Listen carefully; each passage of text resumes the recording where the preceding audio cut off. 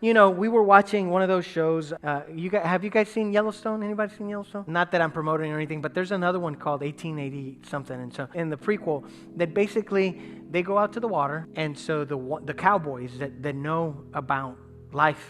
I think they're in Texas, and they're crossing a river, and they camp there. So they're drinking. The ones that are migrating, they just got to the United States, and they're migrating. This is again 1800s. They're drinking water.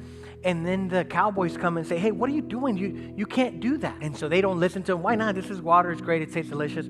They believe it was fresh water. It was a river. It was flowing. And then later you find out that the cowboys would take the water. They would go boil it.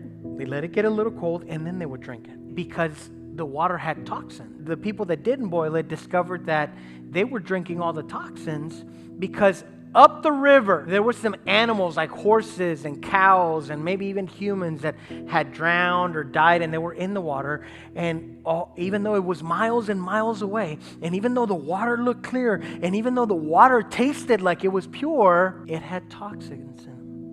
And the same thing happens if we have toxins in our heart. Eventually that will flow into our vocabulary. It will flow into our actions. It will flow into what we're doing and what we're hearing, what we're looking at. Good and evil will either flow from it. The heart is extremely valuable and important because it is also under attack.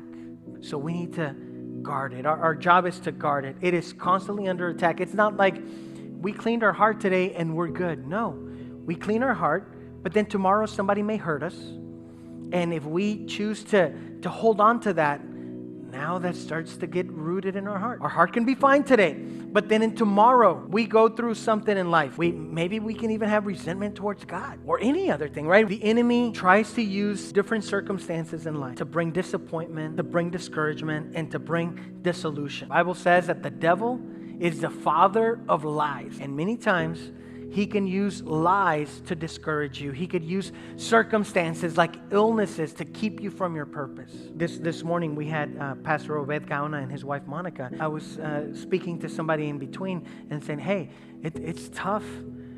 I want to talk to Pastor Obed and get more of his wisdom because it's tough to go and preach sometimes and say, hey, God can heal you, and then be dealing with your wife in illness in the hospital in the middle of surgery. That's difficult. That's a process, but he has a pure heart. And he's like, Lord, you haven't done it yet, but I still believe. Lord, we're going through some stuff, but I'm not going to let the circumstance of an illness keep me from purpose. I'm not going to let the circumstance disappoint me. I'm not going to let it discourage me. I'm not going to let it disillusion me. I'm going to continue being obedient to the purpose you've called me to.